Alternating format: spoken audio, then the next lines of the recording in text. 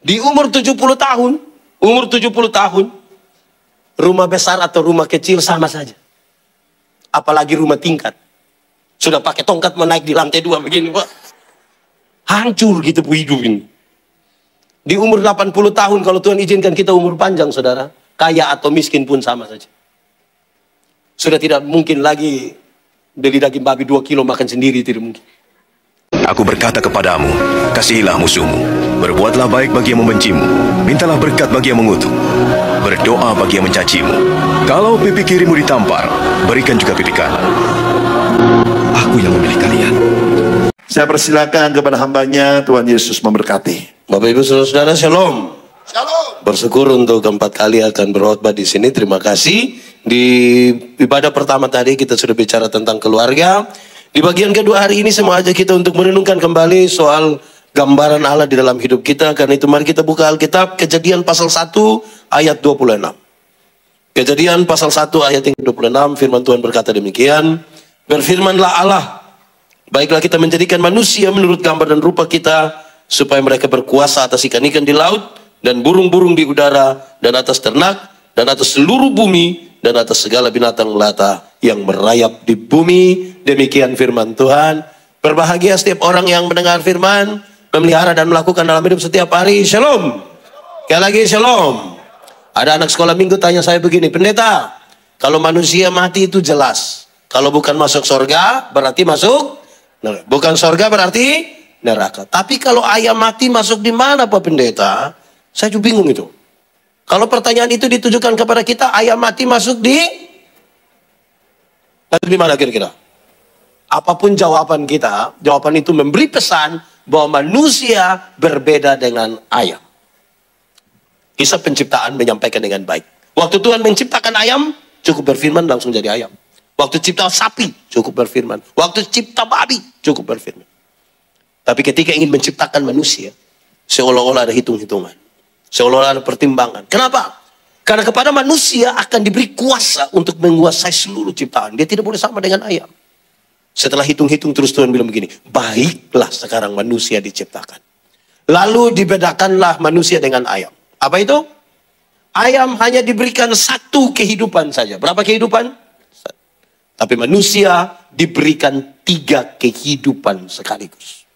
1, manusia diberi tubuh yang hidup. Tubuh manusia ini hidup semua. Dari ujung kaki sampai ujung kepala, hidup semua. 10 tahun lalu kan berat badan kita 37. Sekarang 73. Kenapa? Karena tubuh kita hidup. 10 tahun lalu kita pakai celana nomor 27 tidak ada masalah.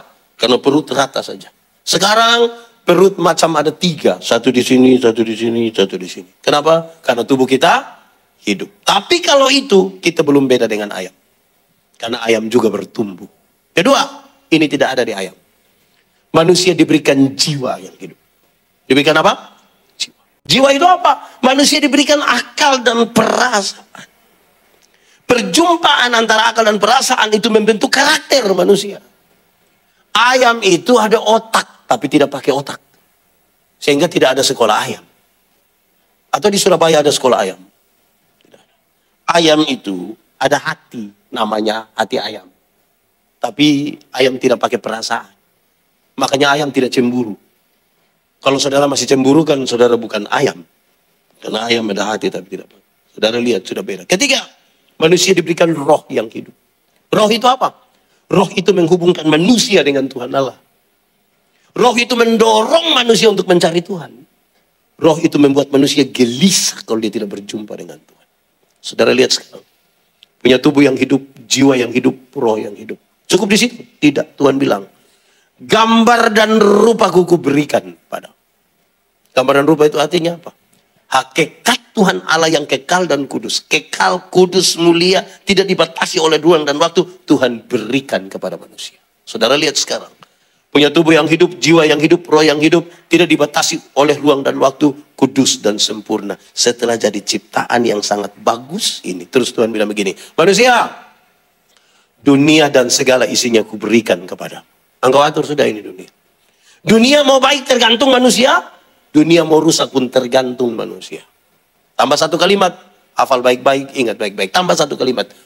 Bahkan setan-setan pun harus tunduk kepada manusia. Karena otoritas besar itu Tuhan kasih pada manusia. Saya ulangi, bahkan setan-setan pun harus tunduk kepada manusia. Pertanyaannya jadi gampang sekarang, boleh jawab. Kita takut setan atau setan takut kita? Kita takut setan atau setan takut kita? Atau kita dengan setan bakas takut? Kadang-kadang kita kasih takut setan, kadang-kadang setan kasih takut kita. Yang benar mana? Kita yang takut setan atau setan yang takut kita? Kerinduan kita setan takut kita. Kenyataan membuktikan kita takut setan. Kerinduan kita menang lawan setan. Kenyataan membuktikan kita kalah. Kita kalah. Saudara, banyak kali kita ini punya kehidupan, dosa itu telah menghancurkan semuanya. Kita kalau foto, saya tidak tahu di Surabaya mungkin sudah lebih maju dari kami di kampung, jadi mungkin tidak begini lagi. Tapi kami di kampung itu menarik.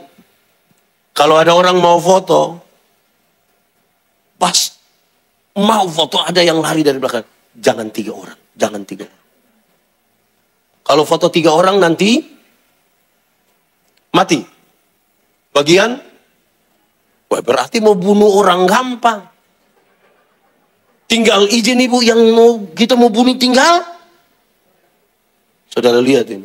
Bagaimana setan takut kita, setan lucu lihat kita. Kalau tangan kanan gatal artinya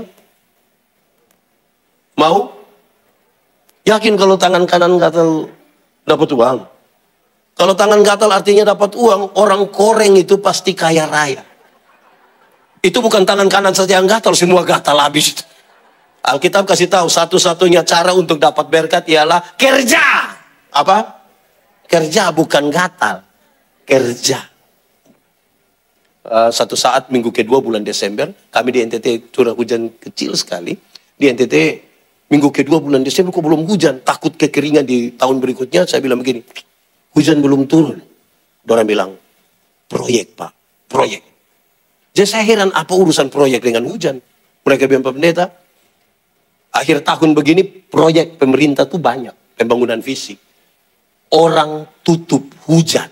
Saya bilang, hujan bisa ditutup. Bisa. Bagaimana cara tutup hujan? Saya bayangkan penjelasannya ilmiah. Ilmiah artinya masuk akal dan bisa dipertahankan terus. Saya bayangkan awan hitam yang sudah berkumpul itu tembak pakai sinar laser kah? Atau pakai efek kaca, pantulkan cahaya. Saya bayangkan begitulah. Ternyata bukan itu yang mereka maksud. Mereka bilang, permisi Pak Pendeta. Kita tinggal buang pakaian dalam di atas rumah. Itu hujan tidak turun. Saya bilang itu celana dalam merek apa itu? Yang kalau buang hujan tidak turun itu. Kalau hujan bisa ditutup, mungkin Jakarta, Surabaya ini tidak akan pernah ada banjir. Tidak akan. Tinggal semua warga Jakarta pegang dia punya. Terus gubernur hitung. 1. Saudara lihat, orang ketika dalam masalah itu seringkali langkah-langkahnya bukan langkah yang beriman. Nah, saudara kenapa bukan setan takut kita, kita takut setan? Jawabannya adalah karena kita mengalami kerusakan gambaran Allah di dalam hidup kita. Apa yang membuatnya menjadi rusak? Ringan sekali. D-O-S-A. Dibaca? Pengertian dosa di Taman Eden itu ringan saja. Dosa ialah usaha manusia untuk melangkah melewati batas. Melangkah melewati batas. Semua tanaman dalam taman ini boleh kau makan buahnya. Tapi yang itu jangan. Ketika dia mau melangkah melewati batas itu. Namanya apa? Setelah jadi dosa itu, tubuh jiwa roh yang tadi bagus-bagus, yang menjadi gambaran Allah sudah diberikan kepada kita, menjadi hancur. Saya mau ajak kita renungkan bagian-bagian ini. 1. Tubuh yang terkontaminasi dosa. Tubuh yang terkontaminasi dosa itu dari ujung kaki sampai ujung kepala, semuanya berdosa. Tidak ada 1 inci pun yang tidak berdosa. Tubuh yang terkontaminasi dosa mengalami 2 pergeseran yang serius. Pertama, tubuh yang terkontaminasi dosa itu melecehkan perempuan. Adam, kenapa kau makan ini buah? Dia bilang, itu perempuan yang Tuhan kasih itu yang buat masalah. Sebuah kalimat yang sangat berbeda ketika pertama kali Adam baru melihat Hawa. Waktu pertama kali Adam melihat Hawa, dia bilang begini, dialah tulang dari tulangku, daging dari dagingku. Itu ketika belum jatuh dalam dosa. Pakai bahasa yang rebelingan, dia bilang begini, Hawa, Engkau punya daging, itu saya punya daging. Engkau punya tulang, itu saya punya tulang. Kalau engkau sakit, saya ikut sakit. Engkau senang, saya senang. Engkau bahagia, saya bahagia. Engkau tulang dari tulangku, daging dari daging. Itu waktu belum jatuh dalam dosa. Setelah jatuh dalam dosa, Adam bilang perempuan sumber masalah. Perempuan racun dunia. Bayangkan kalau racun dunia banyak begini. Dunia mau jadi baik bagaimana? Penjelasannya jadi ringan. Hari ini kalau masih ada laki-laki melecehkan perempuan, dia bermasalah dengan tubuhnya. Kalau hari ini kita masih dengar kalimat, kamu perempuan ini sekolah tinggi-tinggi sama saja, bulan datang masuk, kita bermasalah dengan tubuh kita. Saya ingat saudara-saudara, saya melayani di satu tempat, waktu itu belum menikah.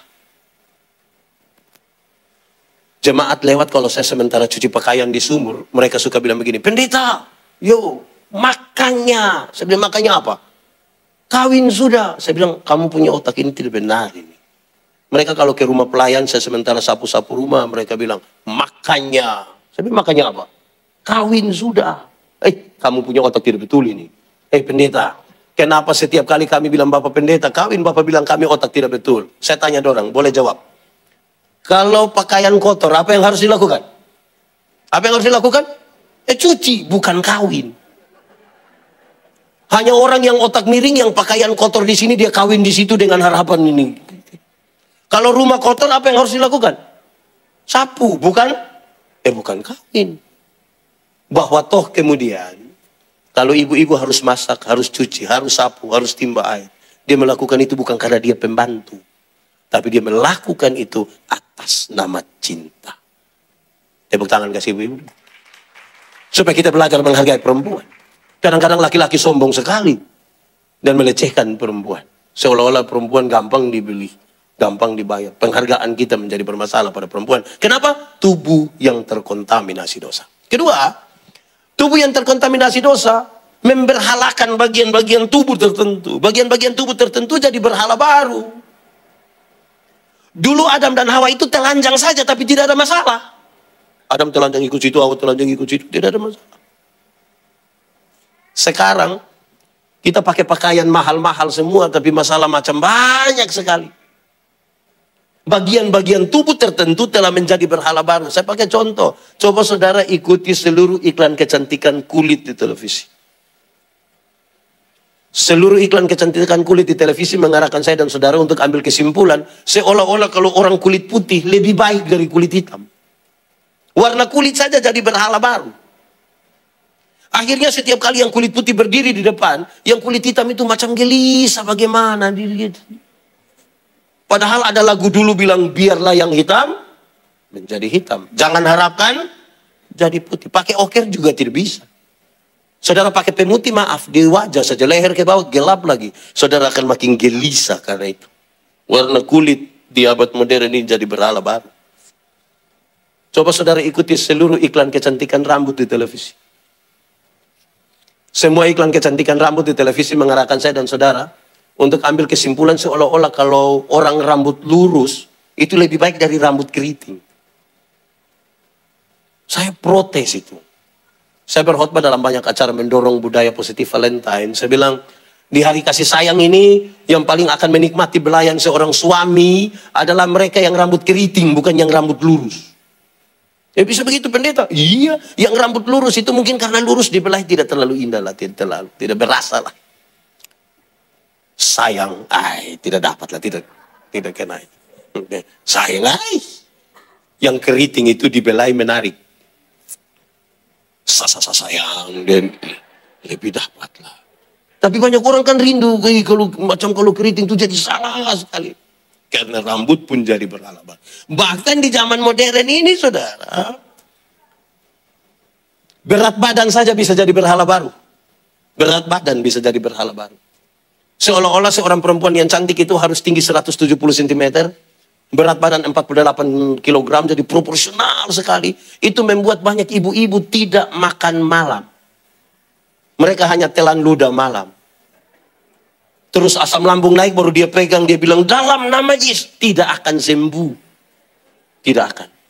Kalau ada ibu-ibu yang gemuk 2 orang duduk sini. Yang gemuk 1 lewat situ. dengar orang dua punya percakapan. Yang satu akan korek, yang satu dia tanya, saya dengan dia siapa lebih kurus? Seolah-olah kalau cantik itu mesti kurus sekali. Jadi setiap kali dikasih makan, minum, sengsara kayak kita hidup ini. Tubuh yang terkontaminasi dosa memperhalakan bagian-bagian tubuh tertentu. Saya ingin mengatakan, kalau hari ini masih ada orang kulit putih merasa lebih baik dari kulit hitam, minta maaf, Anda bermasalah dengan tubuh. Kalau hari ini masih ada orang Indonesia Barat merasa lebih baik dari orang Indonesia Timur, minta maaf, saudara bermasalah dengan diri. Kenapa? Kami tidak pernah meminta. Tidak ada satu orang pernah meminta di Tuhan. Dulu Tuhan waktu cipta saya, Tuhan tidak tanya, Yandi, engkau mau Timur atau Eropa? Tuhan tidak tanya. Langsung jadi saja begitu. Iya kan? Kalau diberi pilihan, pasti kita pilih yang bagus-bagus kan? Hari-hari ini saudara-saudara, sepertinya kalau kita makin seperti Korea itu kita makin lebih berarti. Orang tanya saya, Pak Pendeta, saya sudah seperti Korea. Iya. Korea dari mana kita juga pusing. Tapi apa yang ingin saya katakan? Penghargaan kita kepada kemanusiaan bermasalah. Kalau berjumpa dengan orang-orang yang penampilan bagus, jabatan tinggi, punya harta, kekayaan, itu kita punya cara hormat berbeda dengan kita berjumpa dengan orang-orang biasa-biasa. Hampir-hampir ketika kita melayani, waktu kita melayani orang-orang yang kaya punya jabatan, kita melayani dengan sangat baik. Kita datang ada orang kaya, kita bilang, oke kita sembahyang. Mau sembahyang buat keluarga kah? Buat pekerjaan kah? Buat anak-anak kah? Buat masa depan? Hampir-hampir yang orang kaya itu tidak omong, kita yang ngomong. Tapi kalau sembahyang kasih orang miskin, kita datang yang tutup mata, kita berdoa. Kalau mati, itu Tuhan berkenan. Kita mulai pilih-pilih ini. Saya ingat saudara-saudara, saya bilang begini, ada di satu waktu, ada acara begitu, pendeta datang duduk di samping, ada nenek-nenek janda. Terus ini nenek bilang ke pendeta, pendeta, nanti tanggal 14 bisa pimpin ibadah di rumah.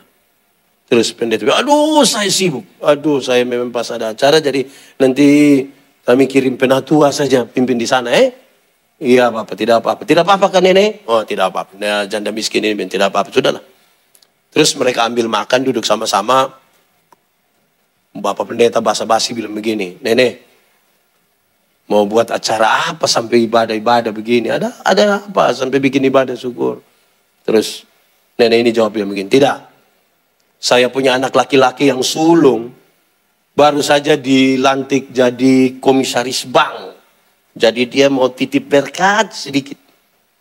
Pak pendeta bilang, sabar. Tanggal berapa dulu, tanggal berapa? Terus ini nenek bilang, tanggal 14. Oh, saya kira tadi bilang tanggal 4. Kalau tanggal 4 memang saya sibuk, tapi kalau 14 bisa, itu bisa. Jadi, yang ingin saya sampaikan adalah cara pandang kita kepada kemanusiaan. Saudara, bahasa-bahasa kami di kampung ini menarik. Kalau kita tanya orang tua, Pak, anak ada berapa? Saya punya anak 4 orang, Pak Pendeta. Terus mereka kerja di mana? Puji Tuhan, Pak Pendeta, anak 4 orang, yang 3 sudah jadi manusia, Bapak. Tinggal yang satu. Lalu yang satu tuh kayu batu, Kak, Pak. Cara pandang kita kepada kemanusiaan mulai diletakkan pada soal-soal yang bersifat sangat material. Dan itu bermasalah bagi kita, soal tubuh yang terkontaminasi dosa. Saudara-saudara, saya membayangkan saudara-saudara, saya tahun 96 pergi ke Kupang, sekolah teologi di sana. Sebagai orang dari kampung laki-laki normal ini, saya suka seorang perempuan, beberapa perempuan malah. Tapi mereka tidak ada yang suka saya. Kan kita dulu pakai titip salam, tolong salam yang kau punya teman itu. Orang kasih tahu, ada salam dari Yandi. Dia tanya, Yandi itu orang apa?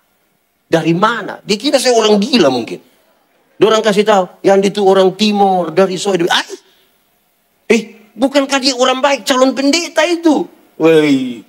Dia pakai bahasa di Kupang, dia bilang, perbaiki keturunan. Sekira saya ini keturunan ular beluda, Kak. Jadi cara-cara pandang kita kepada kemanusiaan itu jadi masalah bagi kita hingga hari ini. Saya hanya mau mengajak kita melihat bagaimana tubuh kita yang terkontaminasi dosa. Ukuran-ukuran kita itu materi. ukuran-ukuran kita materi. Kedua, jiwa. Jiwa yang terkontaminasi dosa itu, perjumpaan akal dan perasaan sudah tidak lagi berimbang. Perjumpaan akal dan perasaan sudah tidak lagi berimbang. Hasil dari perjumpaan antara akal dan perasaan yang tidak berimbang, Kain tega sekali membunuh adiknya Habel. Kain tega sekali membunuh adiknya Habel. Kenapa? Antara akal dan perasaan sudah tidak lagi berimbang. Orang yang jiwanya bermasalah itu sedikit-sedikit tersinggung. Sedikit-sedikit tersinggung. Sedikit-sedikit tersinggung. Tersinggung kok sedikit-sedikit. Orang yang jiwanya bermasalah itu, saudara, orang lain yang beli kulkas, dia yang kedinginan di rumah. Orang lain yang beli motor, dia yang tidak bisa tidur di rumah. Dia bilang pada istri dan anak-anak, kamu cek dulu. Cek apa? Tidak tahu mereka cash atau kredit. Ini orang punya urusan, kenapa kita harus masuk sampai jiwanya bermasalah. Jiwa bermasalah. Sebentar pulang dari sini ada orang bawa motor hampir tabrak kita, kita silih sedikit, dia lewat 20 meter, dia jatuh. Brrr, kita bilang apa? Pakai bahasa Kupang mereka, mampus. Waktu lihat ternyata dia punya bapak yang jatuh. Senang sekali lihat orang susah, susah sekali lihat orang jiwa bermasalah. Saudara, Tuhan mau orang punya akal yang bagus. Tuhan kita pintar. Anak-anaknya tidak boleh bodoh. Harus punya otak yang bagus. Padahal kepintaran itu sebenarnya sesuatu yang terbatas. Kepintaran itu terbatas. Pintar itu terbatas. Bodoh itu yang tidak ada batas. Dia meleleh saja begitu. Pintar itu mengerucut. Saudara, kalau kita sakit, kita punya gangguan kesehatan itu kan kita pergi ke rumah sakit, ke bagian umum kan. Terus mereka periksa, oh ini THT, kita pergi ke THT. Sampai di sana, oh ini bagian telinga, kita pindah lagi ke telinga. Sampai di sini, oh ini telinga bagian kiri, kita pindah lagi ke bagian kiri. Sampai sana mereka bilang, ini bagian genderang telinga, kita pindah lagi. Kepintaran mengerucut pada satu hal. Bodoh itu yang tidak terbatas. Tapi Tuhan mau kita pintar. Bahkan saudara, perusahaan-perusahaan saja yang biasa, yang di dunia sekuler saja membutuhkan orang-orang pintar. Lalu dalam perjalanannya perusahaan melihat ternyata pintar saja tidak cukup. Harus punya hati yang baik. Hati yang bisa dikontrol, emosi yang bisa dikendalikan.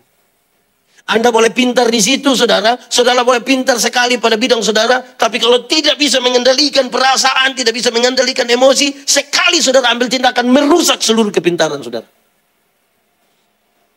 Tidak kurang banyak orang pintar di negeri ini, di kota ini tidak kurang orang pintar. Tapi pintar sekaligus punya kecerdasan emosional yang bagus, yang bisa dia mengelola emosinya. Itu tidak banyak. Ini dan ini tidak lagi berimbang. Kita berita akhir-akhir ini kan kita lihat di televisi, di berita-berita online. Ada banyak orang yang karena sangat emosional, satu tindakannya merusak seluruh kepintarannya. Rumah tangga, keluarga, kakak beradik, semuanya yang tidak bisa mengendalikan emosinya. Menghancurkan sebuah persekutuan. Kan itu betulnya. Saudara lihat sekarang. Otak mesti terisi dengan bagus. Hati terisi juga dengan bagus.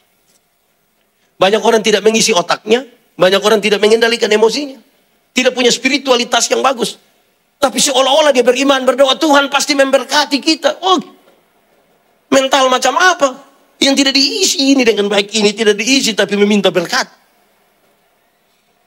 Tuhan memberi makan kepada burung pipit, tapi tidak dengan melemparkan gandum ke dalam sangkar. Burung mesti keluar dan cari di ladang-ladang. Banyak risiko bahkan kematian. Tidak sekedar dia minta berkat kepada Tuhan, tapi mengisi. Saudara, kadang-kadang orang emosi tidak bagus itu, orang-orang yang hatinya tidak bagus, berusaha untuk menyampaikan hal-hal yang tidak bagus. Hati-hati, jaga kita punya hati, supaya dia sinkron. Saya pikir saudara-saudara, memang serius ini. Kenapa? Karena kalau kita tidak dikontrol dengan baik oleh hati yang kuat, perasaan yang kuat, saya kira kepintaran pun menjadi sia-sia. Kita lihat dulu yang ketiga, roh. Roh yang terkontaminasi dosa. Roh yang terkontaminasi dosa itu membuat hubungan mereka dengan Tuhan Allah terputus. Tuhan bertanya, Adam, Kamu di mana? Tuhan tanya begitu bukan karena Tuhan tidak tahu Adam dan Hawa sembunyi di mana. Tuhan tahu ke tidak? Tahu. Lalu sudah tahu kenapa tanya? Adam, kamu di mana? Untuk mereka tidak bilang, kamu nanya. Oh itu cari masalah, itu juga bisa mati. Adam, kamu di mana? Kami di sini Tuhan. Kamu buat apa di situ? Kami sembunyi Tuhan. Kenapa kamu sembunyi? Kami telanjang Tuhan. Kenapa kamu telanjang? Kami makan ini buah. Siapa suruh kamu dua makan? Mereka baku tuduh satu. Tuhan panggil. Kamu dua sini. Kamu dua mari. Datang di sini Tuhan kasih pakai pakaian yang bagus. Kan Tuhan yang buat pakaian, pasti bagus.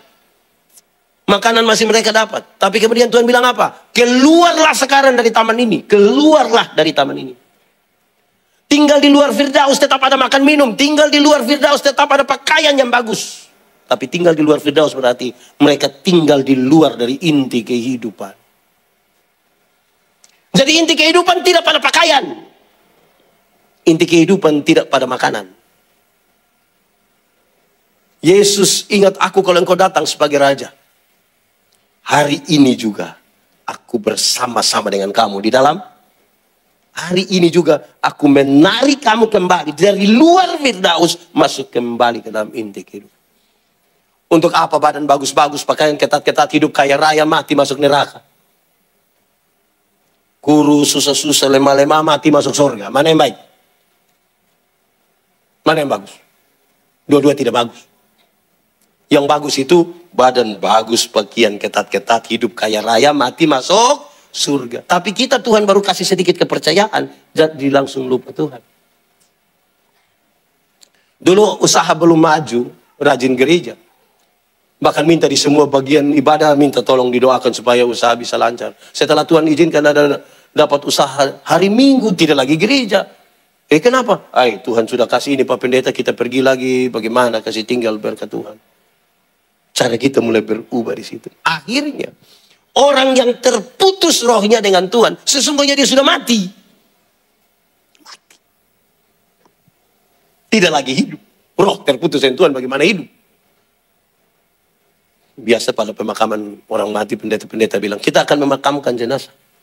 Sambil percaya pada kata-kata Tuhan Yesus. Tuhan Yesus berkata, akulah kebangkitan dan hidup. Barang siapa percaya kepadaku akan hidup, sekalipun dia sudah. Siapa yang tinggal di dalam Tuhan, yang percaya kepada Tuhan akan hidup sekalipun sudah mati. Tapi siapa yang di luar Tuhan, yang tidak percaya Tuhan, sekalipun dia ada hidup-hidup, sesungguhnya dia sudah. Kalau begitu cari Tuhan. Jangan sekedar hanya untuk sembuh. Tuhan datang ke dunia bukan untuk bikin orang sakit jadi sembuh. Walaupun bisa dia buat, itu bukan tujuan utamanya. Ada banyak orang tidak kenal Tuhan malah lebih sehat dari kita. Yang biasa mabuk-mabuk itu dari 3 hari lalu sampai tadi pagi istirahat sedikit, minum ulang, mereka tidak tahu sakit. Kita yang mengaku percaya kepada Tuhan duduk dekat AC, pulang pilek. Cari Tuhan jangan sekedar untuk kaya. Karena Tuhan datang ke dunia bukan untuk bikin orang miskin jadi kaya, sekalipun bisa dia buat. Ada banyak orang yang tidak kenal Tuhan malah lebih kaya dari kita. Koruptor itu kan kaya raya. Rumahnya 2, 3, 4, 5. Sampai tidak suka tinggal di rumahnya, dia tinggal di penjara. Tapi kaya-kaya. Kita yang mengaku kenal Tuhan ini sedikit-sedikit pulsa data habis. Sedikit-sedikit listrik nek. Kalimat Tuhan Yesus ini menjadi penting. Carilah dahulu kerajaannya. Kerajaan Allah dan kebenarannya, selamat dulu. Baru yang lain itu di kekayaan, kehormatan di, umur panjang di, jabatan di, istri di. Itu banyak kita mencari yang ditambahkan, yang intinya kita lupakan. Saudara lihat, tubuh jiwa roh yang terkontaminasi dosa tidak lagi bisa ditebus dengan ayam. Karena ayam hanya punya satu kehidupan.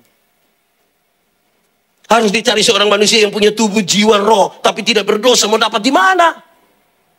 Allah menjadi manusia di dalam Yesus, punya tubuh, punya jiwa, punya roh, berdosa atau tidak? Tidak, karena itu kejahatan dosa kita ditimpakan kepadanya. Kita kembali menjadi ciptaan awal yang sangat bagus. Karena itu saya kira saudara-saudara di bagian akhir saya ingin mengatakan begini saudara. Semua yang kelihatan, yang bisa disentuh, bisa diraba, bisa direkayasa semuanya, tidak akan menyertai saudara dalam perjalanan, dalam kekekalan ke sore. Tidak akan. Beredar di grup-grup WA itu menarik. Dia bilang begini, di umur 50 tahun, kalau kita sudah umur 50 tahun, cantik atau tidak cantik itu sudah tidak penting lagi. Tidak bisa lagi disembunyikan di balik lipstik dan bedak, sudah tidak bisa lagi. Waktu kita umur 20-30 tahun itu, saudara, itu yang kita rasa ini pipi ini kencang-kencang tuh. 50 tahun, saudara, meleleh ini pipi. Kita mau tongkat-tongkat begini, tapi susah dia. Iya, ibu-ibu tiba-tiba ada yang tanya, ibu, umur berapa sekarang? Terus ibu bilang, 50. Dia sengaja kaget. Hah? 50? Macam baru 35. Jangan percaya. Jangan percaya. Masa umur 50 sama 35, lalu yang 15 di mana? Ibu-ibu kalau jalan sama anak perempuan terus ada yang tanya, ibu-ibu, yang ini siapa? Yang ini siapa? Oh, ini anak perempuan saya yang pertama. Dia sengaja kaget. Hah? Anak perempuan? Macam kakak adik. Jangan percaya. Jangan percaya. Masa ibu sama anaknya seperti kakak adik? Kalau ibu sama anak seperti kakak adik hanya dua kemungkinan. Kemungkinan pertama, dia punya anak perempuan itu wajahnya terlalu tua. Jadi dengan dia punya mama itu bedanya tipis sekali. Atau kemungkinan yang kedua, mungkin dia punya mama itu kawin terlalu muda. Mungkin umur 6 tahun sudah nikah itu.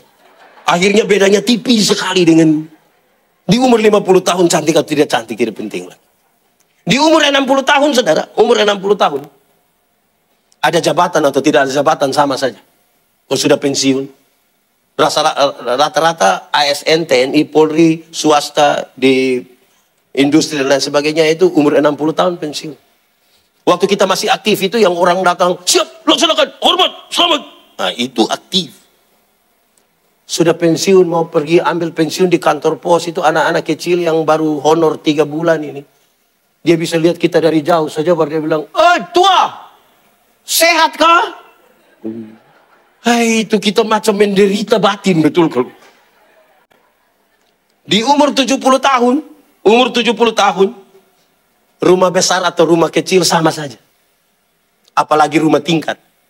Sudah pakai tongkat menaik di lantai 2 begini, Pak. Hancur gitu hidup ini.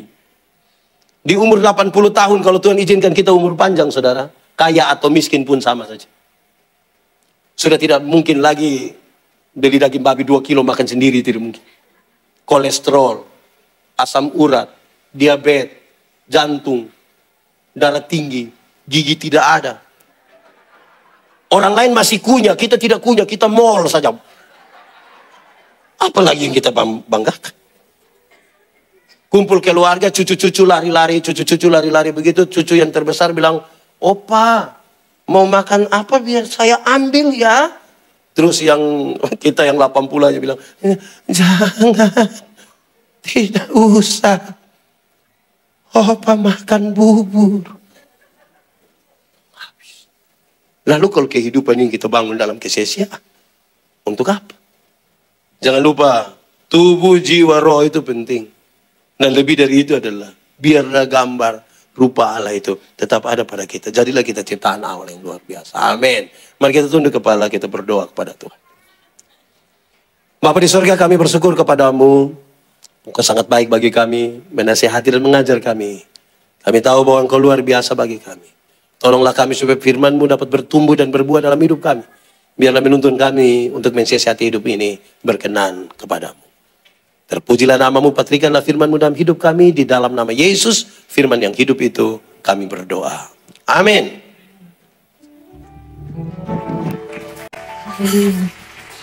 Kita diberkati semua melalui firman Tuhan pada siang hari ini. Amin. Berapa banyak kita yang diberkati pada siang hari ini, boleh lambaikan tangan kita. Sekali lagi berikan tepuk tangan kemuliaan buat Tuhan Yesus. Aku berkata kepadamu, kasihilah musuhmu, berbuatlah baik bagi yang membencimu, mintalah berkat bagi yang mengutuk, berdoa bagi yang mencacimu. Kalau pipi kirimu ditampar, berikan juga pipi kanan. Aku yang memilih kalian.